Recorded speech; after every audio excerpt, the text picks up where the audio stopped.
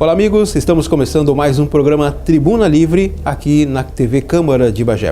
O programa de hoje vai trazer para você a primeira mulher a ser presidente da Câmara de Vereadores de Bagé. Ela que no ano passado recebeu o título de cidadã bagiense, é natural de Lavras do Sul e tem muita história para contar. Nádia Labella é a nossa entrevistada de hoje. Obrigado por estar aqui, Nádia.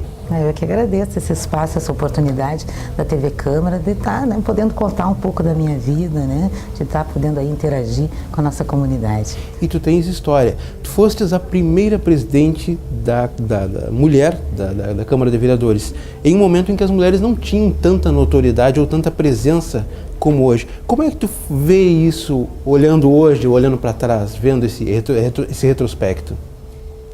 Realmente, tem toda uma simbologia, Paulo, ter sido a primeira mulher a presidir o Legislativo bagense. E até este momento, a única eleita para este cargo, Tivemos depois, mulheres que assumiram eventualmente a presidência da Câmara, mas não eleitas presidentes da Câmara, de Bagé. Então, na verdade, até o momento de hoje, eu fui a única mulher eleita para ocupar esse cargo, que é o cargo de presidência de um poder. Isso foi em 97, no meu segundo mandato como vereadora, no primeiro ano do meu segundo mandato, e tinha toda uma simbologia, até porque a gente vive numa região de fronteira, culturalmente machista, conservadora, Eu era a única mulher no legislativo hoje, como tu mesmo falaste, os nossos legislativos têm uma participação feminina expressiva, mas quando eu me elegi vereadora eu era a única mulher eleita, Quando fui presidente da Câmara eu era a única no parlamento, a única mulher no parlamento, num parlamento de 21 vereadores, eu era a única mulher e eu presidia o poder. Então tem uma simbologia muito forte, para mim foi um momento muito marcante da minha vida, não por vaidade pessoal, mas porque pelo que isso significava, em termos de afirmação da luta das mulheres, de reconhecimento, do trabalho parlamentar de uma mulher e de uma mulher de esquerda, uma mulher petista.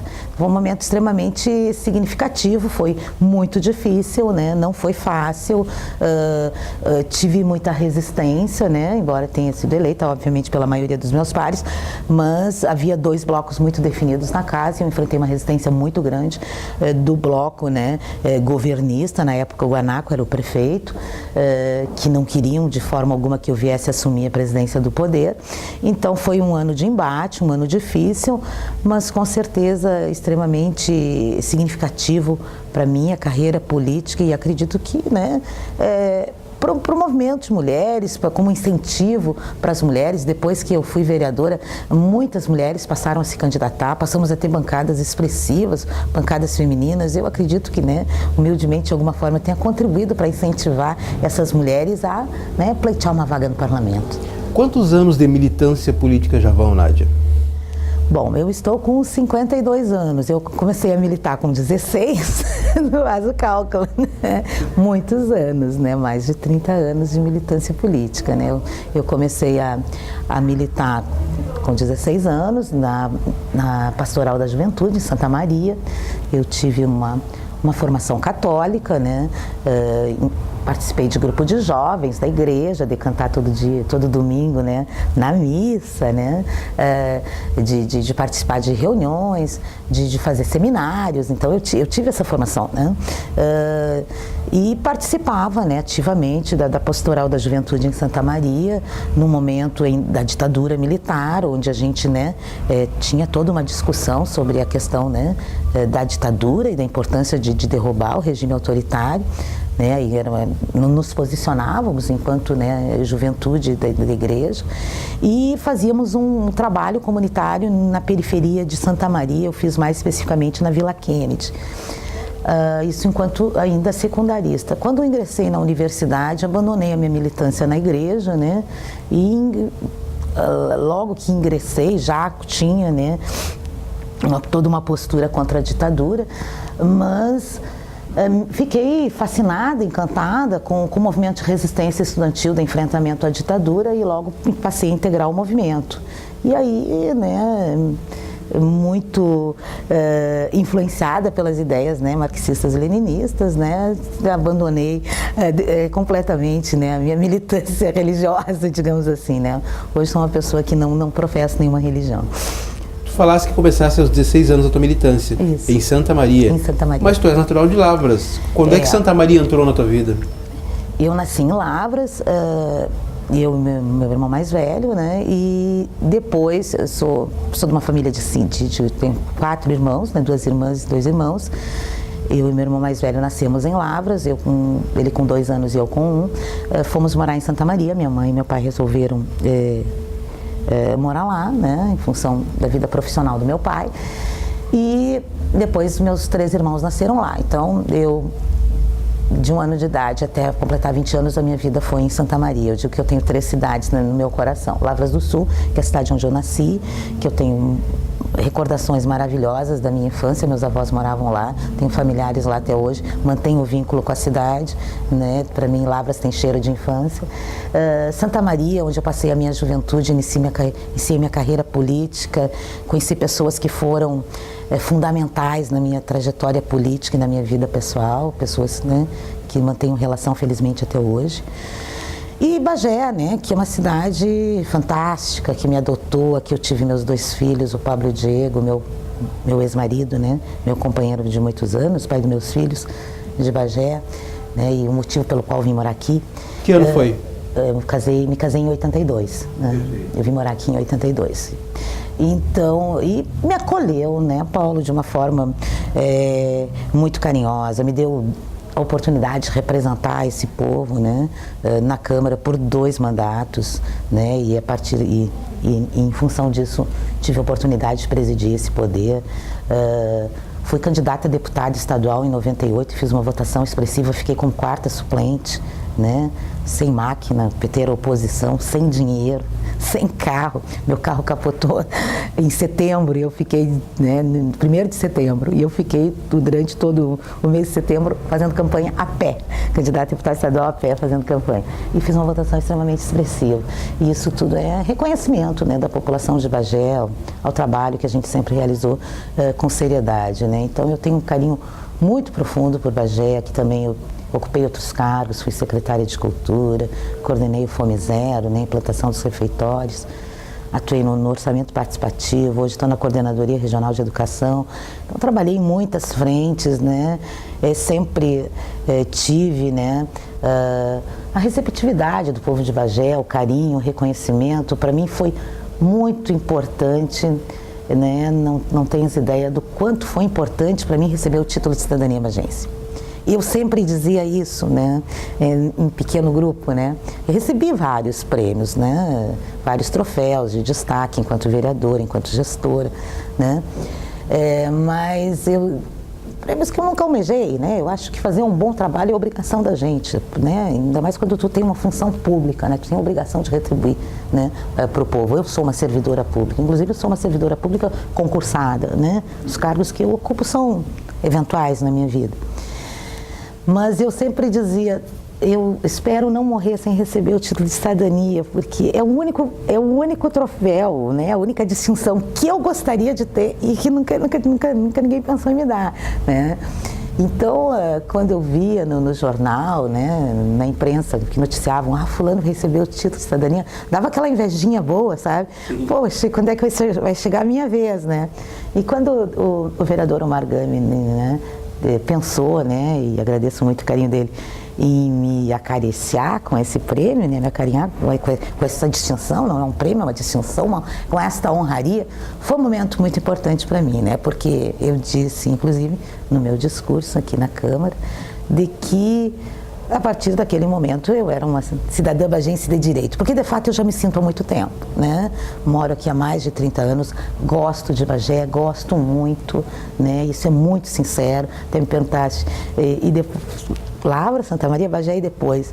Não, eu não tenho planos de sair de Bagé, né? Eu me vejo em Bagé, né, um pouco mais velha, cuidando dos meus netos aqui, né, mantendo outras atividades depois que me aposentar, porque sou uma pessoa muito ativa, muito dinâmica, não, acho que dificilmente ficaria em casa só cuidando do neto. Mas embora, ainda ligadas à política. Embora, né, tenha muita vontade de ser avó, e com certeza serei, né, mas me vejo envelhecendo em Bagé. Acho que é uma cidade que tem qualidade de vida, eu tenho muitos amigos, relações familiares, é uma cidade que eu realmente amo.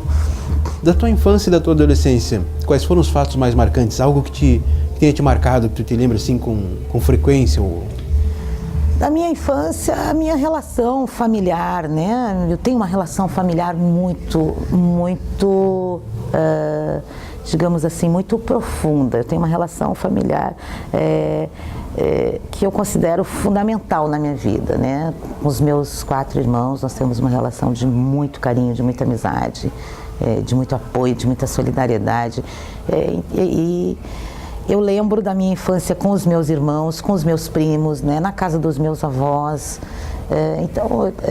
E infância me lembra muito minhas férias em Lavras, tomando banho no Camaquã, né, acampando no Camaquã, tocando violão, tocando não, que infelizmente eu não toco, mas cantando, né, com os amigos que tocavam violão atrás da igreja ali, da igreja Santo Antônio, ali na praça, na frente do Clube Comercial, dos bailes infantil do Clube Comercial, do Carnaval de Lavras, dos blocos, né, do VG, dos relaxados, inclusive participo, né, do Vai de Qualquer Jeito. Então eu tenho muitas lembranças ótimas da minha infância, né, das brincadeiras, das amizades, de Lavras, da minha relação com a minha família. Só tenho boas infâncias, só tenho boas lembranças da minha infância. Não tenho nenhuma lembrança negativa, não perdi ninguém querido nessa fase da minha vida. Tive uma infância tranquila, típica de família de classe média baixa, né? Uma infância sem luxos, mas também sem muitas dificuldades. Né? Na adolescência? O que me marcou na minha adolescência foi o início da minha militância política, né? No início final dos anos 70, início dos anos 80, se vivia uma efervescência política no país e eu já estava, né, no processo de conscientização do momento histórico que a gente vivia, né? Eu sempre fui uma pessoa, Paulo, que sempre me inquietou e me indignou a injustiça, o sofrimento das pessoas, o sofrimento dos animais. Nada me indigna mais do que ato de crueldade contra um animal, ou contra uma criança, ou contra um idoso, ou contra uma pessoa numa condição inferior a que tu estás. Né? Isto me machuca e me indigna profundamente. Né? Num primeiro momento, isto me levou a desenvolver um trabalho junto à igreja, né? Eu achava que na igreja eu ia conseguir, de alguma forma, ajudar e expressar esse sentimento de indignação que eu tinha contra a injustiça. E eu busquei, através da minha militância na pastoral, contribuir um pouco para isso. Não me satisfiz. Vi que a mudança teria que ser maior do que os limites, né, que a minha militância na pastoral me proporcionava. E aí, então, ingresso num movimento de oposição ferrenha à ditadura militar, que é o movimento da resistência estudantil em Santa Maria, onde eu conheci pessoas, né, como Marcos Rolim, que foi meu colega de faculdade, que é uma pessoa que eu tenho maior, né, admiração, né, pelo trabalho que ele faz nos direitos humanos, pela sua carreira, pela sua militância política, pela sua integridade enquanto cidadão, né? Deputado brilhante, inclusive votei nele várias vezes, né? Na sua trajetória política. Conheci o Mário Pinheiro, que foi meu companheiro durante 20 anos, pai dos meus filhos, e que teve uma influência muito grande, né? Na minha militância política, no meu despertar, né? Pro marxismo, que me indicava livros, que me apresentou autores, né? Então ele teve assim uma importância muito grande no sentido da minha politização, né? Bom, ele eu conheci, né? Grandes escritores, né? Principalmente os latino-americanos, que o Mário sempre gostou muito. Conheci compositores, conheci poetas, né? que até então eu não estava familiarizada. Ele me abriu essas portas e foi um grande motivador da minha militância política e foi meu companheiro no movimento de resistência. Nós militávamos juntos em Santa Maria, fazíamos o curso de jornalismo, éramos colegas, né? Ele um ano à frente que eu, onde convivíamos com pessoas como Marcos Rolim, o Adelmo Genro Filho, irmão do governador Tarso Genro. Militei com a irmã do Tarso, com a Marília Genro, minha amiga, né, a Dedé.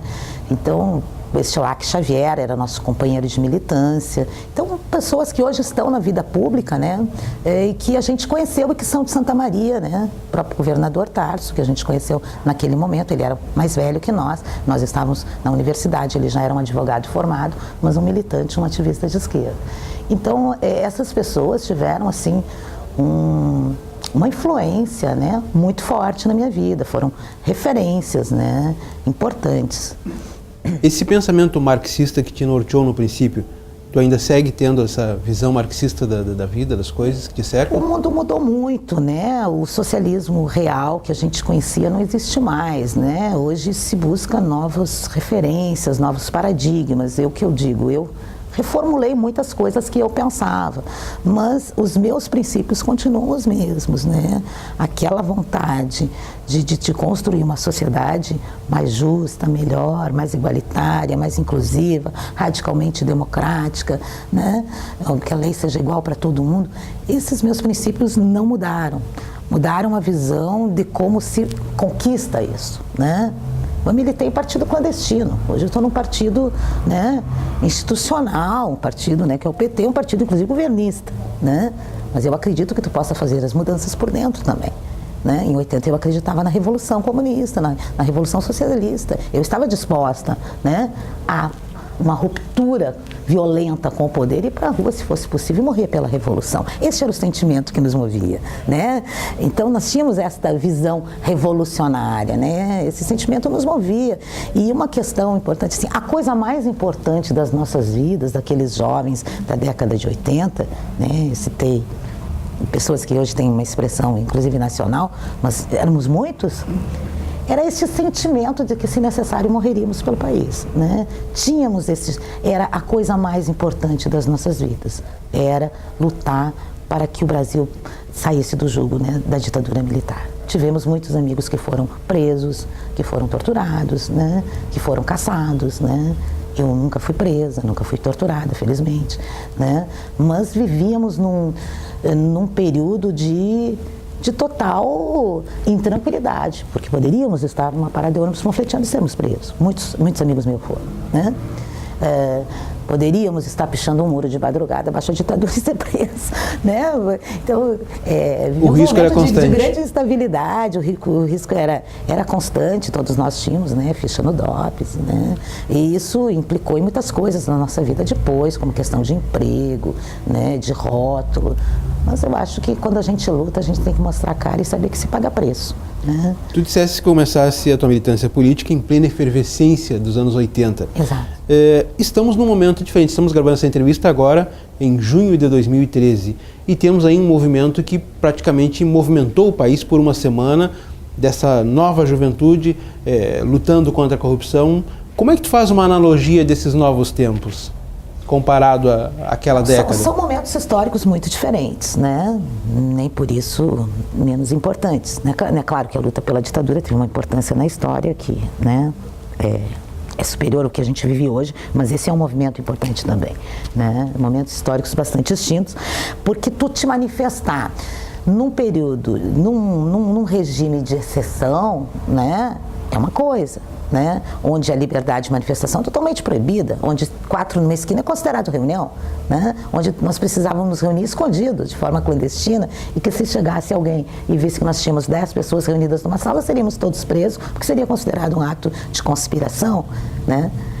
Mas hoje, novamente nós temos a juventude hoje nós fazendo podemos, mudança, né, botar milhares nas ruas e dizer o que quisermos, porque vivemos num regime democrático. Então era um momento diferente porque as pessoas, ao se posicionaram, estavam arriscando suas vidas e de suas famílias, né? A imprensa era censurada, portanto não tinha nem como apoiar um movimento mesmo que quisesse. E na época, grande parte, toda a imprensa praticamente estava cooptada pelo regime militar. Tínhamos, a exceção eram a chamada imprensa alternativa e que frequentemente, né, tinham suas sedes vandalizadas, né, por ordem do regime. Então, era uma situação muito diferente do que a gente vive hoje, né? E graças aos jovens, né, que lutaram contra a ditadura e o movimento operário e as instituições, né, que defendiam a democracia, que hoje nós podemos ver milhares de jovens na rua defendendo direitos, o que é extremamente legítimo. Né? É extremamente legítimo. Lutar contra a corrupção, né? Lutar pela melhoria das nossas políticas públicas é totalmente legítimo. Acho que a juventude tem realmente que participar. Acho que passamos por um período de uma geração extremamente alienada, individualista, né? Que só pensa no seu umbigo, numa cultura individualista, que só pensa no que é bom para si. Eu venho de uma outra geração, onde a questão da coletividade estava acima dos nossos interesses e vontades individuais, né? Primeiro o que é bom para os outros, depois o que é bom para mim. O coletivo sempre, né, era mais importante. Hoje nós vivemos numa sociedade, e essa geração é fruto, né, já nasceu no período democrático, não sofreu o que nós sofremos, e numa cultura muito do individualismo, né, do que é bom para mim, o resto que se exploda, né? Eu acho que vive-se uma inversão muito grande de valores. Acho que percebo um despertar de que essa juventude tem um papel histórico a cumprir. Agora, realmente, assim, ó, não tenho ainda, né, e colocava isso no Face ontem, tenho feito esse amplo debate no Face, eu acho muito importante o papel das redes sociais. Acho que esse movimento, né, chamado pelas redes sociais é um fenômeno que tem que ser estudado, assim como os outros movimentos que foram chamados pelas redes sociais e que, inclusive, né, mudaram completamente a conjuntura política de seus países, através de movimentos chamados pelas redes sociais. Não tem uma compreensão clara desse movimento. Porque ele surge objetivo definido? Porque ele surge de uma forma espontaneísta do dia para a noite. Não havia indícios de que pudesse explodir um movimento com esta intensidade, né? Então, o que a gente percebe? Um movimento que começa em Porto Alegre, legítimo, justo, liderado pela juventude, em função do transporte coletivo, do aumento da passagem de ônibus e da qualidade do transporte, né, que leva uma multidão muito grande para as ruas e que obtém conquistas, né? Esse movimento se espalha pelo país, onde, né, nas principais capitais viviam também um momento de reajuste de tarifa de transporte coletivo, leva milhares para a rua e as pessoas passam a perceber que tem mais coisa para pedir, né? Que não é apenas isso, né? Quando se junta uma grande massa e as pessoas passam a dialogar, bandeiras múltiplas começam a surgir, né? O que me preocupa, e talvez seja um equívoco meu, e eu não sou dona da razão, já me equivoquei muitas vezes, né, é a multiplicidade de bandeiras. Por exemplo, quando eu ingressei em um movimento na luta contra a ditadura, nós tínhamos um foco claro, nós queríamos a queda do regime militar, né, e a instituição do Estado Democrático de Direito. Né? Quando eu lutei pela anistia, nós tínhamos claro que nós queríamos a anistia dos presos políticos, né? Nós queríamos a volta daqueles que foram obrigados a sair do país, né? Porque não tinham mais como viver aqui. Então nós tínhamos, quando lutamos pelas diretas, nós tínhamos claro que nós queríamos eleição direta para todos os níveis e que a população pudesse, né, escolher seus governantes. Quando se lutou no Fora Collor, e eu estive em todos esses movimentos, né, tínhamos muito claro que era... Após tantos anos, né, de luta contra a ditadura, havia uma frustração nacional de ter elegido uma pessoa extremamente corrupta, uma pessoa que não representava o povo brasileiro. Então, tínhamos muito claras as bandeiras que levantávamos e todas as pessoas que estavam nesses movimentos tinham um objetivo em comum, queriam a mesma coisa. Então, todos... Né? Bom, se eu sou pelas diretas, eu vou lá e eu estou contemplado. Hoje o movimento, ele contempla todas as bandeiras, inclusive bandeiras contraditórias, né? Nós vamos ver pessoas que estão lutando pela cura gay e contra a cura gay no mesmo movimento. Pessoas que defendem os projetos sociais como o Bolsa Família e pessoas com cartazes dizendo pelo fim do Bolsa Família. Tu vê os neonazistas e tu vê a extrema esquerda, né? Tu vê a extrema-direita, tu vê a UDR, tu vê igreja, tu vê ateu, é um movimento que cabe todo mundo, mas não cabe partido e não cabe sindicato. E esse é um questionamento que eu faço. E esse pluralismo, na tua concepção, não leva a lugar algum? Esse pluralismo tem que ter uma pauta que unifique esse movimento, né? O que eu tenho apontado desde o início? As manifestações são legítimas, vivemos um momento histórico importante no país, né? Ontem se produziu o resultado, né? Eu entendo que ontem foi o dia que o Congresso tremeu, né? E foi um dia importantíssimo, eu festejava vendo a Globo News, né? Os avanços que o povo conquistou através da pressão sobre o Congresso. Para que as pessoas entendam nossa entrevista, ontem foi votada a PEC 37. A PEC 37, que foi derrubada, e os royalties do petróleo, que embora eu lutasse, né? Eu me filiasse a essa luta, né? Dos 100% dos royalties do petróleo para a educação, nós conquistamos 75% e foi um grande avanço. Isso vai significar um avanço enorme, né, para a educação no nosso país, e 25% para a saúde. Conquistas que com certeza têm reflexo do movimento de ruas, mas eu entendo que o movimento precisa ter uma pauta, né, positiva, definida, ele tem que ter interlocução, ele tem que ter um grupo que represente esse movimento. O povo não vai ficar na rua a vida inteira, ele tem que ter um grupo representativo, que seja plural, já que o movimento é tão amplo, que continue, né, negociando essa pauta, né, e o Congresso, ciente de que essa mobilização pode ressurgir a qualquer momento. Ou não apenas o Congresso, o Judiciário e o próprio Poder Executivo, né? As instituições, né, os poderes democraticamente instituídos, têm esta consciência de que o poder maior é o do povo, né? E que estão lá em função deste povo, e que a vontade desse povo tem que fazer eco nesses poderes, né? Me preocupa algumas coisas que acontecem dentro do movimento. Por exemplo, a questão da intolerância com os partidos políticos e os sindicatos. Um movimento democrático que cabe todo mundo tem que caber todo mundo, né? Se cabe quem é contra, né, por exemplo, a questão do casamento gay, da diversidade, né, da homoafetividade, se cabe isso, tem que caber também os que defendem essa causa, né? Se cabe todos os movimentos sociais, tem que caber os partidos políticos, porque eles são instituídos democraticamente, eles representam segmentos sociais. Os sindicatos representam categorias profissionais. Eu quero meu sindicato do movimento, né? Os sindicatos representam segmentos da sociedade, eles não podem ser hostilizados. Eu não conheço democracia sem sindicato, sem partido. Quem acabou com os partidos e quem fechou e interviu nos sindicatos foi a ditadura militar. Então, esta incompreensão, né, sob esse falso manto de ser apartidário, me preocupa. E considero hipócrita a questão das não bandeiras no movimento. Não aceitamos bandeiras, né? Já me convidaram, eu digo, eu não posso ir no movimento porque eu sou política, eu tenho bandeira política. Não, mas se tu for sem bandeira, nós te aceitamos. Eu digo, eu com uma bandeira do PT na mão, ou sem, eu sou a mesma Nádia, defendo as mesmas ideias. O fato de não ter bandeiras não quer dizer que os partidos não estejam lá, representados. Eu gosto das coisas claras, eu nunca me escondi sob o manto da pseudo-neutralidade. Não existe neutralidade, né?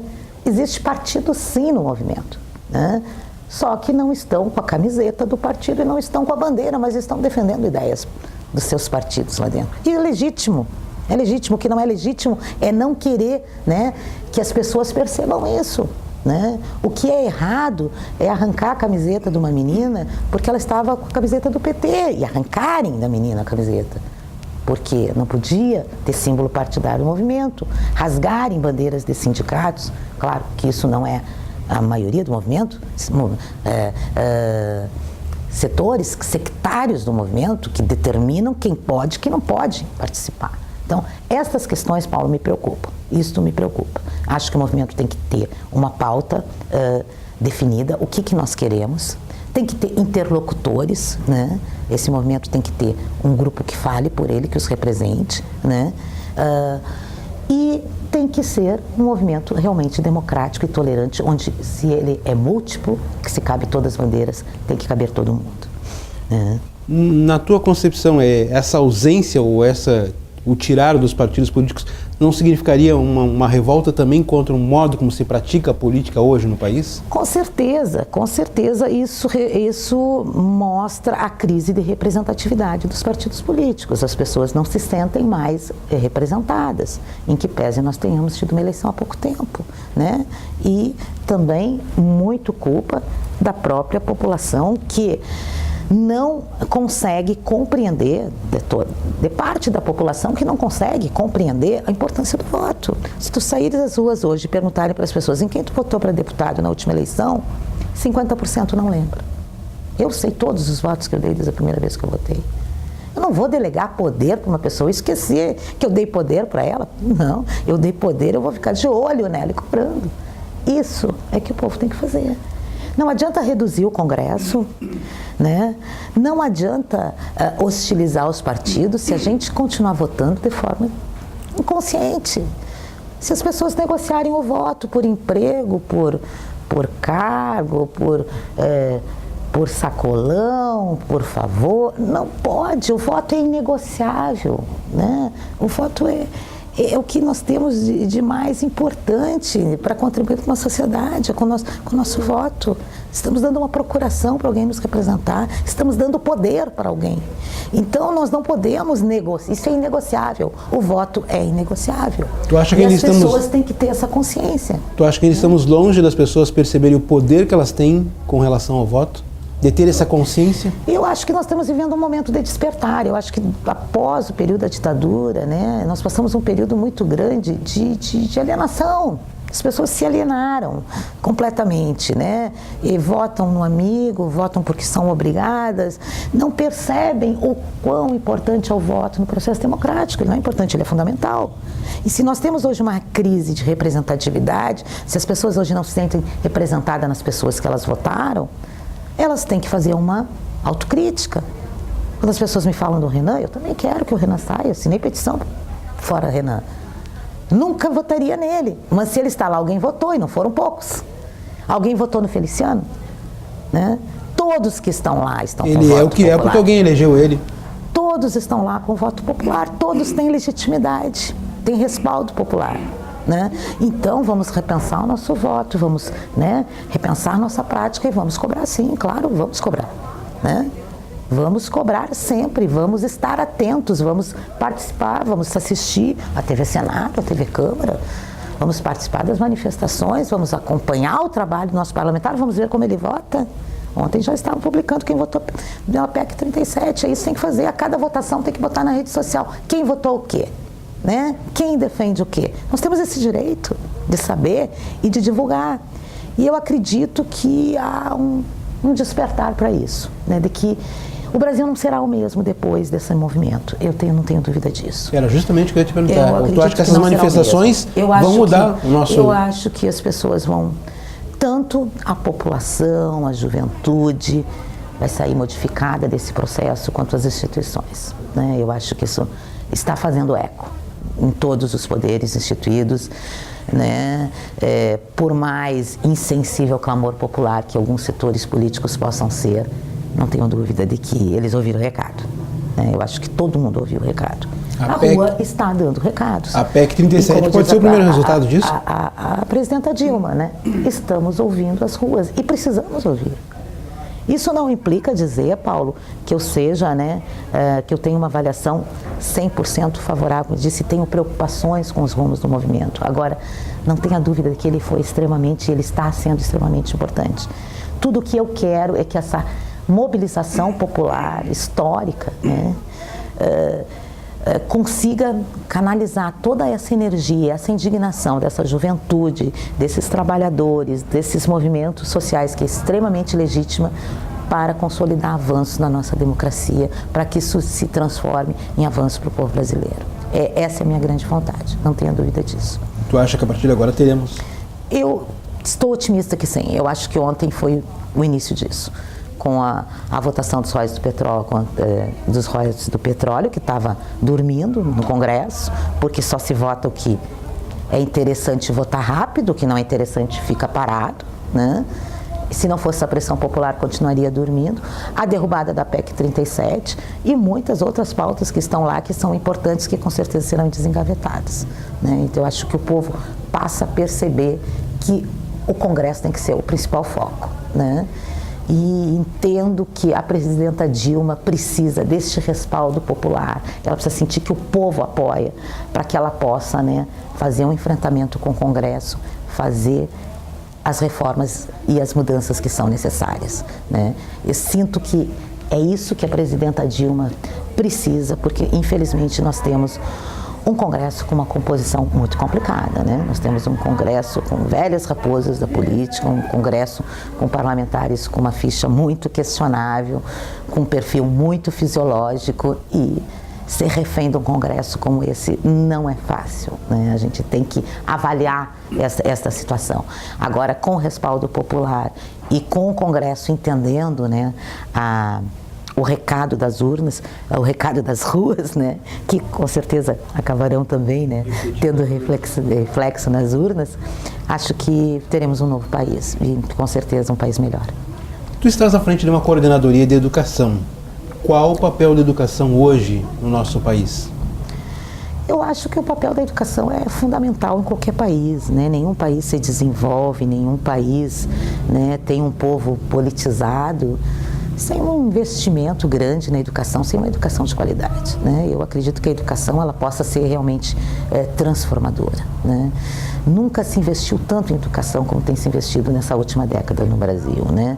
Nunca se abriu tanta vaga nos cursos superiores, né, nas universidades. Nunca a população teve tanto acesso, né, a curso de nível superior. Hoje nós temos curso à distância, nós temos o ProUni, né?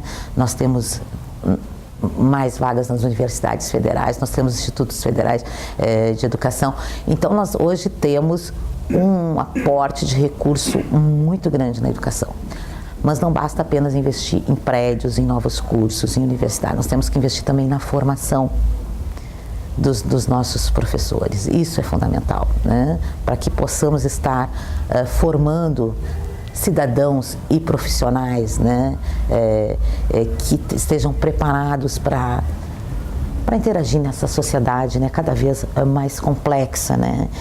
Precisamos ter uma educação voltada para a cidadania, onde os nossos alunos compreendam o seu papel na sociedade, onde eles sejam protagonistas da sua história, onde eles tenham um papel ativo, né, na vida da sua comunidade. Além, é claro, né, de preparar ele para que ele possa ter, né, um bom desempenho profissional, para que ele possa, né, vir a preparar ele, prepará-lo para o mundo do trabalho também. Não é preparar para o mercado de trabalho, como muitos dizem, mas nós temos como professores que preparar sim o nosso aluno para o mundo do trabalho, mas acima de tudo temos que prepará-lo para ele ser um agente social, né?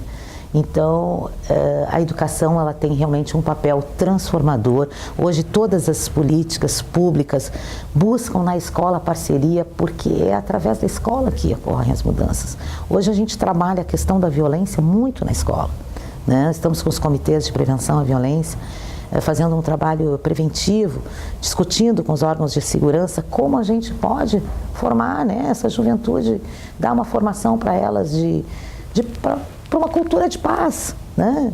Porque o nosso aluno sai dali, ele vai para o barzinho, ele vai para o campo de futebol, né? Ele vai interagir com os amigos, e se ele tiver esta cultura de paz, ele não vai ser um produtor de violência, né? Ele vai estar no trânsito.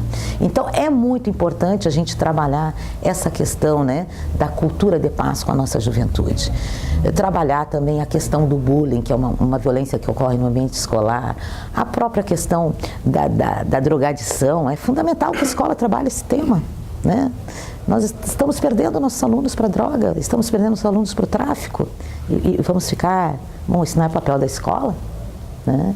Com certeza, nós temos que trabalhar essas questões também na escola, né? Hoje nós trabalhamos a questão da saúde na escola, né? Sobre a questão de prevenção, nós trabalhamos a questão da segurança, nós trabalhamos a questão da drogadição, né?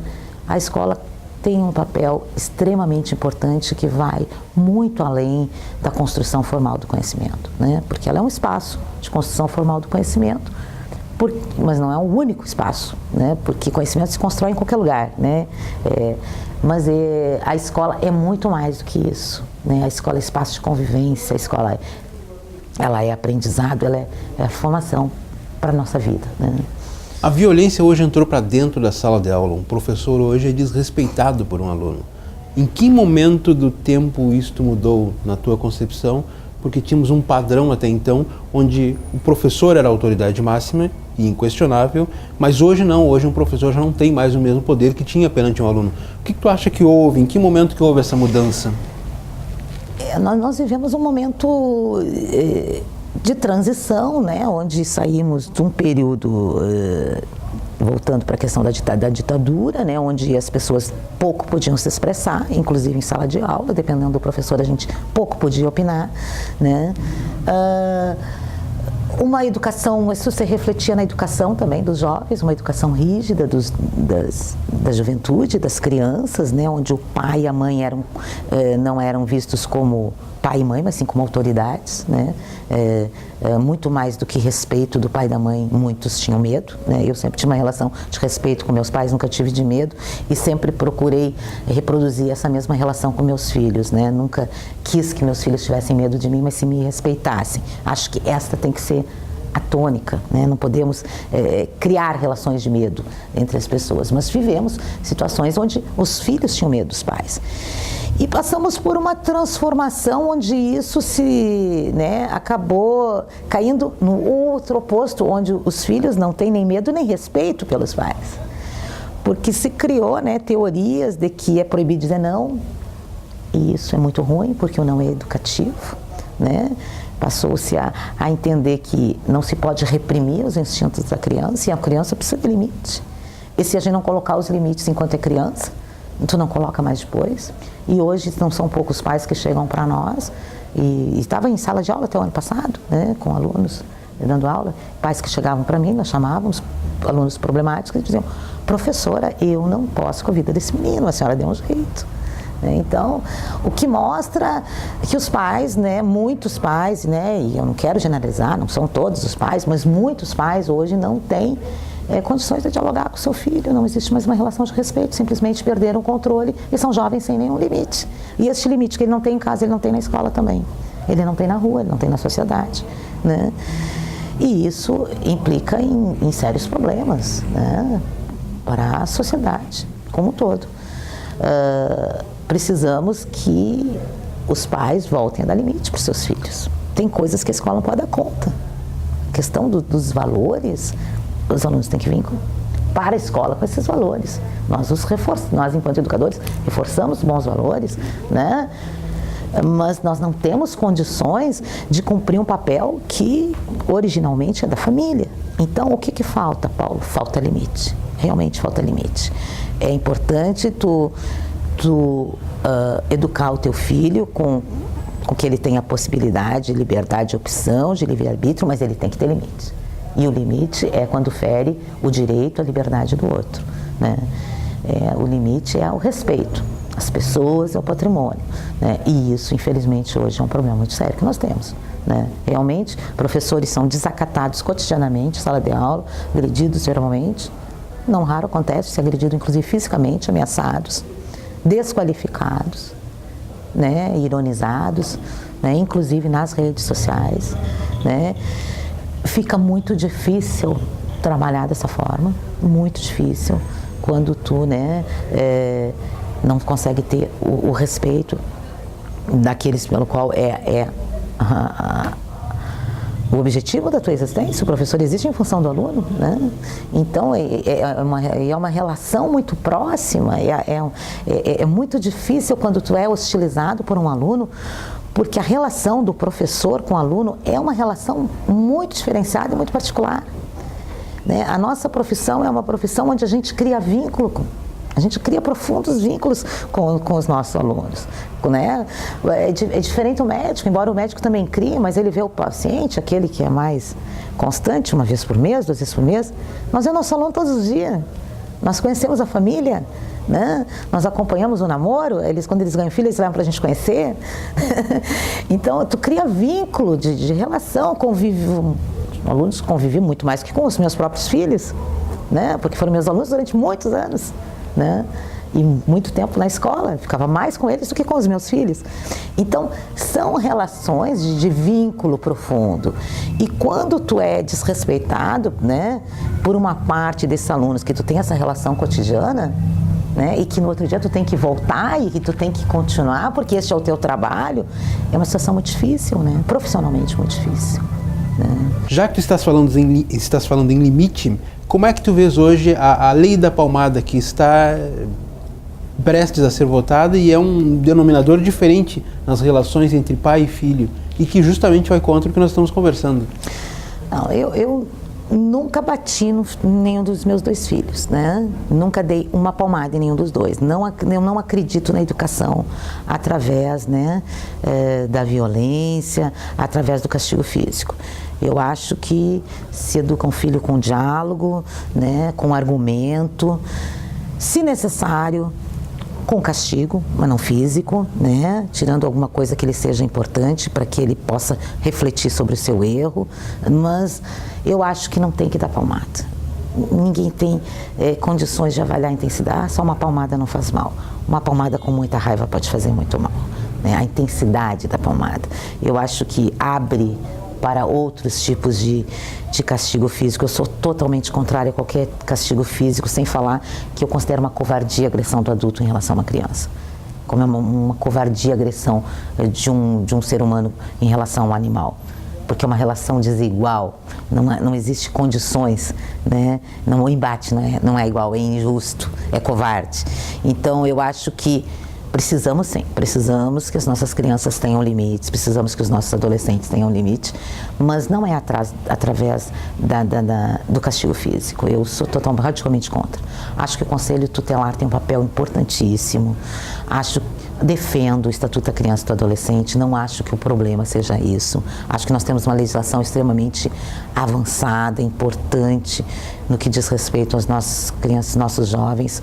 Acho que o problema realmente hoje é uma crise na família. Acho que vivemos uma crise, né, nesta célula fundamental da sociedade, que é a família, que não tem mais claro qual é o seu papel. A base, né? E não vou nesse discurso que a família está desestruturada, porque agora tem família de duas mães e de dois pais, porque tem família sem pai, só tem mãe ou só tem mãe, ou só tem pai, ou, né, não existe mais o casal tradicional. Não é esta a discussão, né? Mas isso influencia? Não é esta a discussão. Na tua concepção? Para mim, família estruturada pode ser duas mulheres e dois filhos, dois homens e dois filhos, um homem e uma mulher e dois filhos, ou três filhos, né? O que importa são os valores e a forma como tu vai educar essas crianças, né? Para que isso seja uma família, tem que haver amor, tem que haver, né, a afinidade, projeto comum, amparo, carinho, valores. É isso que vai tornar isto uma família, né? Não havia jovens desajustados quando não havia divórcio no Brasil? Com certeza havia. Com certeza havia. Não foi a lei do divórcio que proporcionou a desestruturação das famílias. As pessoas já se separavam, né? E mesmo as que não se separavam, produziam também, né, jovens com problemas, né? Nem todo casal hétero, né, que se mantém casado pela vida toda consegue dar uma boa educação para os seus filhos, essa é a questão, né? Então nós não podemos buscar estes rótulos que remetem ao preconceito. Precisamos sim, enquanto pais, enquanto mães, repensar a nossa prática com relação à educação de nossos filhos. Estamos sendo permissivos demais ou estamos sendo autoritários demais? Estamos sabendo, né, dosar o que pode, o que não pode, né? Estamos dando bons exemplos, isso é fundamental, né? O bom exemplo, ele é muito educativo. Não posso dizer para o meu filho, olha, tu não pode mentir se ele me te vê descaradamente mentindo, né? Não deves beber e eu bebo, não deves fumar e eu fumo. Então, o exemplo é importante, é extremamente importante, né? Porque os filhos se espelham muito nos pais. Então, se nós queremos passar bons valores para os nossos filhos, devemos cultivá-los. Boas, né? Se queremos uma postura digna, devemos ter uma postura digna, né? E isso é o que é fundamental na formação do nosso jovem e é um papel que a escola não pode cumprir, né? Tu acha que esta janela, que é as redes sociais dentro de casa, influencia na forma de comportamento? As redes sociais, eu acho que elas têm um papel muito importante, eu uso as redes sociais, mas me preocupa o seguinte, muito da nossa juventude hoje, toda a informação que ela obtém é só das redes sociais, né? Não escutam jornal, não leem revista, não leem livros, não fazem uma discussão, né, mais ampla sobre os fatos e pensam nas redes sociais, né, chavões, mensagens, e tomam isso como verdade, saem a repetir, né? Nem tudo que cai na rede social é verdadeiro, né? Nós não podemos nos transformar em pessoas, né, autômatas que ficamos lá curtindo e compartilhando tudo que a gente acha bonitinho na rede social, né? Porque no momento em que eu compartilho uma mensagem, eu estou assinando embaixo. Eu tenho uma preocupação de saber se aquilo que eu estou compartilhando é verdade. Muita gente não tem. De repente estamos compartilhando mentiras, espalhando mentiras, semeando preconceitos, né? Não buscando a informação com mais profundidade. Então, isso me preocupa. Acho que as redes sociais têm um papel importante de troca de informação, de convivência, de aproximação das pessoas, né? Principalmente nas grandes cidades, onde tu tem uma dificuldade de encontrar com os teus amigos e a tua relação é muito mais virtual do que real, né? 3 meses para visitar um amigo que mora na minha cidade, né? E aproxima as pessoas, mas tem seus riscos, como tudo, né? O mau uso da internet, o mau uso das redes sociais, com certeza traz riscos, principalmente para a nossa juventude, que é uma geração digital, né? Que é uma geração que nasceu sob, né, nesta era e que utiliza muito bem, né, essas tecnologias, mas que no meu entendimento precisa também, né, entender que a vida vai além disso e que é muito legal a gente ter amigo virtual, mas nada substitui um amigo real, né?